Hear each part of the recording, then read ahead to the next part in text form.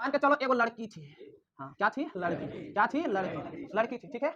अब वो गई थी एकदम टाउन, कहाँ गई थी, टाउन। अब टाउन गई थी ड्रेस खरीदने, उसकी भैया का शादी भी था, पार्टी में जाना था, समझ में आया ना। इसका रिलेटिव में उसका शादी था, टाउन गई थी ड्रेस खरीदने, समझ में आया। तो जब वहां गई तो जैसे एक दुकान में घुसी तो ड्रेस व्रेस दिखाया, उसको पसंद नहीं आया। फिर दूसरा दुकान भी घुसी, वहां भी ड्रेस देखी, वहां भी पसंद नहीं आया। फिर तीसरा दुकान घुसी एकदम मॉल में, समझ में आया। जोहार दोस्तों, आपका अपना यूट्यूब चैनल स्टडी विथ जय में स्वागत है। आज हम लोग जो पढ़ेंगे वो है पाइथागोरस प्रमेय, जो एक क्लास 10th के लिए बहुत ही वीवीआई है और आपके ये जो एग्जाम की दृष्टि से देखा जाए तो सबसे महत्वपूर्ण प्रमेय में से एक है। आइए समझते हैं इसको कि कैसे सॉल्यूशन करना है। तो इसमें क्या कहता है लैंग्वेज कि किसी समकोण त्रिभुज में कर्ण का वर्ग शेष दो भुजाओं के वर्गों के योग के बराबर होता है। देखिए ये प्रमेय इतना इंपॉर्टेंट है कि पहले का सिलेबस में ये 6 मार्क्स का पूछा जाता था, 6 मार्क्स का। अभी आप लोगों का कितने मार्क्स का पूछा जाएगा, 6 तो हटा दिया है, तो 4 या 5 मार्क्स का पूछेगा।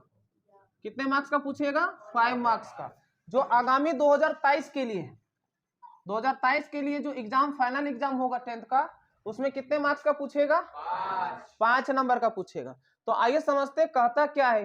क्या कहा क्वेश्चन, एक समकोण त्रिभुज है, ठीक है, क्या है, समकोण त्रिभुज। तो समकोण त्रिभुज ड्रॉ कर लेते हैं, नाम दे देते हैं ए बी सी। और इसमें कहता है कि कर्ण का वर्ग, तो कर्ण कौन हो गया, ए सी, यानी ए सी का वर्ग शेष दो भुजाओं के वर्गों के योग के बराबर। शेष दो भुजा कौन हो गया, ए बी और बी सी। तो शेष दो भुजाओं ए बी और बी सी के वर्गों के योग के बराबर होता है, यही सिद्ध करना है।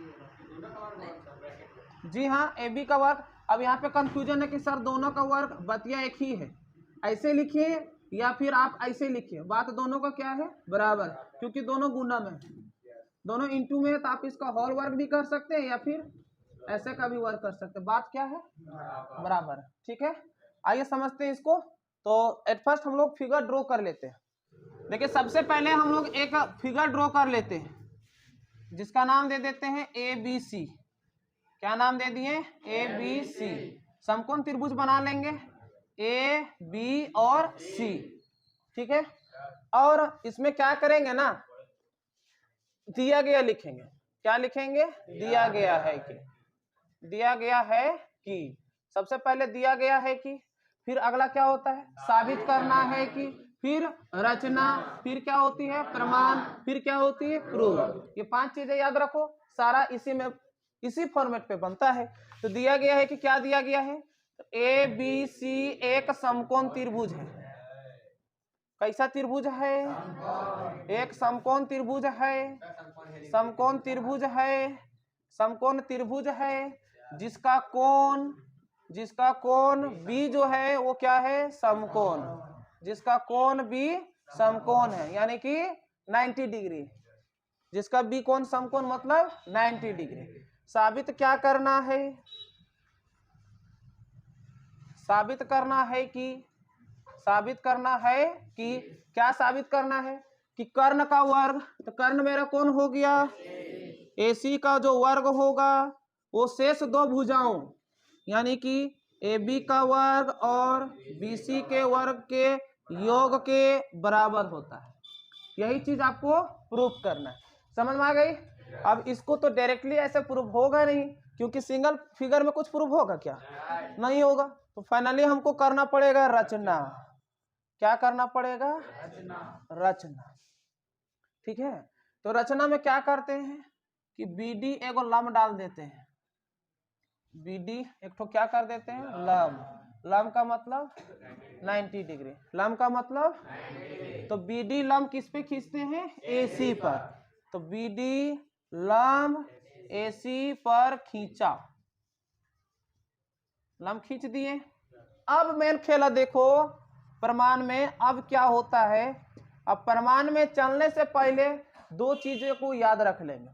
अगर आपको 2 चीजें याद हो गई तो यकीन मानो ये प्रमेय चुटकी में बनेगा, चुटकी में। देखने में लंबा है लेकिन काम करोगे तो बहुत छोटा हो जाएगा, समझे कि नहीं समझे। इसमें मेन चीजें को याद क्या करना है, देखिए पहला स्टेप, जब भी इसको अगर प्रूफ करेंगे, समझे, तो क्या करेंगे, एक बार बड़ा त्रिभुज को लेंगे, एक बार कैसा त्रिभुज को लेंगे, और सेकेंड बार भी फिर बड़ा त्रिभुज लेंगे, ठीक है।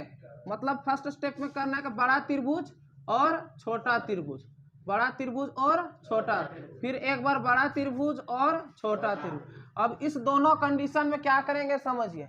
बड़ा त्रिभुज में लेंगे एक बार कर्ण बटा कर्ण, कर्ण बटा कर्ण बराबर करना है लंब बटा लंब। पहला स्टेप कर्ण बटा कर्ण बराबर लंब बटा लंब। दूसरा स्टेप में क्या करेंगे, कर्ण बटा कर्ण बराबर आधार बटा आधार। बोलिए याद रहेगा? याद रहेगा? पहला में क्या करना है, कर्ण बटा कर्ण बराबर लंब बटा लंब। दूसरा में कर्ण बटा कर्ण बराबर आधार बटा आधार। ठीक है, सोच रहा होगा सर इसको कैसे करेंगे, समझ नहीं आ रहा है। अब ये वाला याद रखिए ना, हम इसमें प्रूफ करेंगे, समझे। तो देखिए सबसे पहले चलेंगे एक बड़ा त्रिभुज, हमने कहा ना किसमें चलना है, और फिर चलेंगे छोटा त्रिभुज में। समझ में आ रही है? तो बड़ा त्रिभुज का नाम दे देते हैं, तो त्रिभुज ए बी सी तथा त्रिभुज ए डी बी में। ठीक है, अब इस दोनों त्रिभुज में चलेंगे हम लोग। चलेंगे सबसे पहले त्रिभुज ए बी सी और त्रिभुज ए डी बी में, मतलब एक बार बड़ा त्रिभुज में और एक बार छोटा त्रिभुज में। तो बड़ा त्रिभुज और छोटा त्रिभुज में, पूरा बड़ा और छोटा में देखो तो समरूप करना है। क्या करना है? तो इस बड़ा त्रिभुज में बोलो एंगल बी 90 डिग्री है। देखो ऐसे ऐसे ए बी और सी, यहाँ 90 डिग्री है। और एक बार छोटका त्रिभुज में ऐसे है, ऐसे ऐसे, यहाँ पे डी है, ए है और बी है, यही है ना। अब बड़ा त्रिभुज में एंगल बी, एंगल बी, और इस त्रिभुज में एंगल डी, तो डी का पूरा नाम लिखेंगे A D B. Angle A D B बोलो बराबर होगा, कैसे होगा? 90 डिग्री से। किन्हीं को दिक्कत नहीं। अब फिर दोनों त्रिभुज में देखो तो कि बड़ा में भी एंगल ए आ रहा है और छोटा में भी एंगल आ रहा है, दोनों में आ रहा है। अरे हाँ, अरे देखो ना, यहाँ यहाँ दोनों में ए है। तो हम लोग कह सकते हैं एंगल ए बराबर एंगल ए, कहाँ से? उभयनिष्ठ, उभयनिष्ठ। अब सवाल उठा है सर यहाँ फुल नाम काहे दिए ना, यही दिक्कत है ना। जब समझो, अगर हम सिर्फ डी दे देते, यहाँ समझो, वहां छोड़ दो। अगर सिर्फ डी दे देते तो यहाँ डी 3 ठो हो जाता है। एक ऊपरेला फरके फूलेगा, हमको बोल रहा है कि नीचे को बोल रहा है कि ये पूरा बड़का को बोल रहा है, बोलेगा कि नहीं बोलेगा? तो इसीलिए अगर हम ऊपर का कर रहे तो पूरा नाम बोलना पड़ेगा, तब नहीं समझेगा कि नहीं हमको पुकार रहा है। तो सिर्फ डी बोलेंगे तो 3 डी आ जाएगा रे, ऊपरेला नीचे लेगा बड़का वाला भी आ जाएगा, आया ना। जब बड़का छोटके ना बड़का बाकी रहेगा नहीं। तो इसीलिए हम ऊपर वाला में चल रहे हैं ना, तो इसीलिए पूरा नाम देंगे ए डी बी। समझ में आया? यहाँ तक किन्हीं को दिक्कत नहीं है। तो इसीलिए हो गया एंगल एंगल समरूपता से, एंगल एंगल समरूपता से दोनों त्रिभुज क्या हो गया? समरूप। त्रिभुज ए बी सी समरूप हो गया त्रिभुज ए डी बी, दोनों त्रिभुज समरूप हो गया। और जब समरूप हो जाए तो मैंने अभी आपको बताया कि पहला स्टेप में कर्ण बटा कर्ण बराबर लंब बटा लंब। तो बड़ा त्रिभुज में कर्ण पहचानो, AC क्या होगा? AC। अब इस त्रिभुज में कर्ण पहचानो, इस त्रिभुज में AB होगा।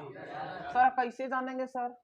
सुनो, कर्ण पहचानने का तरीका कि 90 के सामने वाली भुजा को कर्ण कहते हैं। जैसे यहाँ आपका 90 डिग्री है ना, तो इसका सामने वाला नहीं, देख सामने वाली खिड़की पे, हाँ तो सामने यहाँ ताकेगा, तो जो तकाया जो दिखाया वही हो गया कर्ण। समझ में आया कि नहीं आया? तो इसका पूरे बड़ा का कर्ण कौन हो जाएगा? AC। तो इस त्रिभुज में भी देखो 90 ये था ना, तो इसका सामने वाला ताक रहा किधर? ताक किधर रहा है? AB को। AC बटा AB। अब वो क्या बताएं? लंब बटा लंब। फिर बड़ा त्रिभुज का लंब देखो, बड़ा त्रिभुज का लंब AB, बड़ा त्रिभुज का लंब AB। अब इस छोटा त्रिभुज का भी लंब देखो, इसका लंब क्या हो जाएगा? AD। क्या हो जाएगा? AD। कोई कोई सोच रहा सर BD का है नहीं लिखे, देखो रचना वाला कभी नहीं लिखना, क्योंकि एक तो अपने अधूरा है, पूरा है ये नहीं, और आ गया तम तमाने कैसे होगा? होगा? बोलेंगे बाबू पहले तुम पूरा सीख के आओ, जाओ किन्हीं को दिक्कत? एक बार पूरा कर्ण बटा कर्ण, फिर इस त्रिभुज में पूरा लंब बटा इस त्रिभुज का लंब AD, गुना करो AB तो AB स्क्वायर होगा और यहाँ से क्या हो जाएगा AC इंटू AD, इसको मान लेंगे समीकरण 1। समीकरण 1, किसी को दिक्कत नहीं।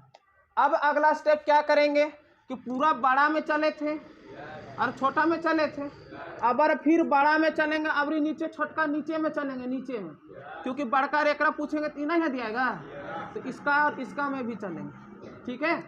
अब फिर इसमें भी चलेंगे, फिर दोनों त्रिभुज को समरूप करेंगे, फिर इतना इतना आएगा, समझ में आ रहा है? तो उतना लिखने की जरूरत नहीं है, एक ही लाइन लिख देंगे इसी प्रकार। क्या लिखेंगे? पूरा बड़ा त्रिभुज, त्रिभुज ABC समरूप होगा और नीचे वाले त्रिभुज का BDC, त्रिभुज BDC। जब दोनों त्रिभुज समरूप, कहां से इतना प्रोसेस करते तो यहां भी आता, तो उतना लिखना नहीं है, सिर्फ इसी पर। किन्हीं को दिक्कत? हाँ, सवाल आ रहा है कि सर यहाँ पे क्यों इसी प्रकार क्यों लिखे, इतना प्रोसेस क्यों लिखे? अच्छा ठीक, हम आपको एक एग्जाम्पल के माध्यम से समझाते हैं, ठीक है। क्या समझाते हैं? एग्जाम्पल। मान के चलो एगो लड़की थी, हाँ क्या थी? लड़की। क्या थी? लड़की थी, ठीक है। अब वो गई थी एकदम टाउन, कहाँ गई थी? टाउन। अब टाउन गई थी ड्रेस खरीदने, उसकी भैया का शादी भी था, पार्टी में जाना था, समझ में आया ना? इसका रिलेटिव में उसका शादी था, टाउन गई थी ड्रेस खरीदने, समझ में आया? तो जब वहां गई तो जैसे एक दुकान में घुसी तो ड्रेस व्रेस दिखाया तो उसको पसंद नहीं आया, फिर दूसरा दुकान भी घुसी, वहां भी ड्रेस देखी, वहां भी पसंद नहीं आया, फिर तीसरा दुकान घुसी एकदम मॉल में, समझ में आ रहा है ना? और पूरा भयानक वाला लहंगा खरीद ली, देख रहा है ना? डिजाइन वाला लहंगा खरीद ली, समझ में आ गया कि नहीं आया? अब इसको पसंद आ गया, समझ में आया? अब आई घर आई, अब पूरा सुनो तो, अब आई घर आई ना, तो पता है का किसो पहले पहन के घरों में देख ली, थोड़ा दिखाएगी सहेली वहेली को कि देख ना हम लहंगा खरीदे हैं, समझ में आया? अब पूरा चल के देखा रही तो एक और सहेली भी थी, समझ में आया? इसको एक और सहेली थी, उसको भी पसंद आ गया, तो वो पूछने लगी कि लहंगा कहाँ खरीदी। अब तुम बताओ, जब इसको भी यही ड्रेस खरीदना है तो ये कहाँ ले जाएगी? डायरेक्ट यहीं ले जाएगी या फिर यहाँ पहले ले जाएगी? बोलेगी यहाँ भी जाएगी, यहाँ पसंद नहीं आएगा, फिर दूसरा दुकान घुसाएगी, फिर वहां भी पसंद नहीं है, तब तीसरा दुकान घुसाएगी कि डायरेक्ट यहाँ पे घुसाएगी? डायरेक्ट घुसाएगी ना, इतना के लिए अजगर है कोई का नहीं। उसी तरह यहाँ भी देखो, इसी प्रकार डायरेक्ट लिखेंगे ना कर कि इतना इतना इतना करते रहेंगे, समझ में आया? उसी तरह यहाँ भी ऐसे की, किन्हीं को दिक्कत? अब समझिए, जब पूरा बड़ा और छोटा दोनों त्रिभुज क्या हो गया? समरूप, तो इसका ले लेंगे कर्ण, और छोटका का कर्ण क्या होगा? अब नीचे 90 है बाबू, नीचे, अब नीचे ना ताकेगा, तो 90 के सामने जिसको ताका वही हो गया कर्ण, तो कर्ण क्या हो जाएगा? BC बराबर। अब आधार लेना है, अब बड़ा का आधार BC, अब इस छोटका त्रिभुज का आधार, छोटका का आधार, तो इसको नहीं CD, क्या हो जाएगा? CD या फिर DC, कुछ भी लिख सकते हैं, हम लिख देते हैं DC। क्या लिख देते हैं? कोई दिक्कत है क्या? अब तिरछा तिरछी गुना करेंगे तो क्या लिखाएगा? BC और BC को गुना करेंगे तो क्या होगा? BC स्क्वायर, यहाँ से क्या हो जाएगा? AC इंटू DC, इसको मान लेते हैं समीकरण 2। किसी को डाउट है क्या? किसी को डाउट है क्या? नहीं है। अब हम क्या करते हैं कि समीकरण 1 तथा 2 को, समीकरण 1 तथा 2 के संगत पक्षों को जोड़ने पर, संगत पक्षों को जोड़ने पर, मतलब संगत पक्ष का मतलब ये हुआ कि बायां को बायां के साथ जोड़ेंगे और दायां को दायां के साथ। तो इसका देखिए 1 में मेरा बायां पक्ष कौन है? AB का स्क्वायर है, हाँ, इसको जोड़ेंगे बायां वाला के साथ, तो बायां में 2 में कौन है? BC का स्क्वायर है, यहाँ पे डाल देंगे BC का स्क्वायर। बराबर है तो बराबर दे दिए। फिर समीकरण 1 का दाहिना तरफ आ जाओ, कौन है AC इंटू, इसको ऐसे भी कर देते हैं, और यहाँ से कौन है AD प्लस 2 का दाहिना कौन है AC इंटू DC। इन्हीं को दिक्कत है क्या? नहीं, अब तो दिख रहा है, करीब करीब आ ही रहा है, करीब करीब आ गया है। बोलेगा कैसे सर? देखिए ना, झलक दिखला जा, हो रहा है, एक बार आ जा तो बोल रहा आ रहे हैं, चिंता मत करो आ रहे हैं, आने में लेट लगेगा ना, तो झलक तो दिखला दिया है ना। अब इसको बोलेगा एक बार आ जा, तो आ रहे हैं, ये भी बोल रहा आ रहे, थोड़ा तैयार हो रहा है, समझा ना, अभी आएगा। अब दोनों में देखो AC दिख रहा है दोनों में, AC और AC को कर देंगे कॉमन, और कॉमन कर देंगे तुरंत बाउंड्री छेक देंगे, तो बदमाश से घुस जाएगा। यहाँ से कौन बचेगा AD प्लस DC। किसी का डॉट है क्या? नहीं। AB square plus BC square बराबर AC। अब देखिए AD प्लस DC, फिगर में देखिए, फिगर में AD प्लस DC, अरे छोटका प्लस छोटका इक्वल टू बड़का, होगा कि नहीं होगा? अरे आधा रोटी और आधा रोटी जोड़ेंगे तो खड़ा रोटी होगा, छोटा प्लस छोटा इक्वल टू बड़ा। उसी तरह AD प्लस CD, छोटा प्लस छोटा इक्वल टू बड़ा। अब बड़ा का नाम क्या होगा? AC। क्या होगा? AC। अब AB square plus BC square equal to AC into AC बराबर क्या होगा? AC स्क्वायर होगा। अब इसको तनी सजा के लिख देंगे ना, बड़ी दिन से इंतजार कर, एक काम करो तू आ, इधर आ, इसको इंतजार से एकदम प्रेम पूर्वक, AC स्क्वायर बराबर AB square plus BC square.